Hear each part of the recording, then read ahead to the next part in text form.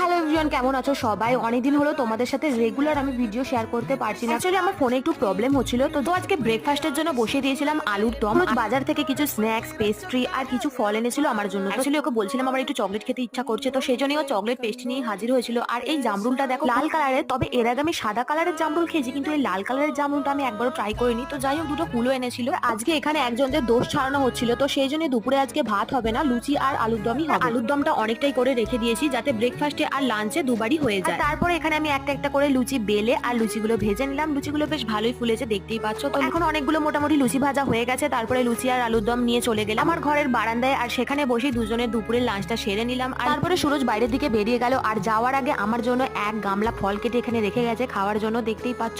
যেহেতু আমি বেশিরভাগ ফলই ফেলে রাখি আর শুকনো হয়ে যায় ফলগুলো, তো সেই জন্যই ও এখানে অনেক ফল কেটে আমাকে দিয়ে গেছে। তো চলো আমি এখন ফলগুলো খেয়ে নিই, আর তোমরা আমার চ্যানেলটিকে সাবস্ক্রাইব করে দাও। তো আজকের মতো ভিডিওটা এই পর্যন্তই।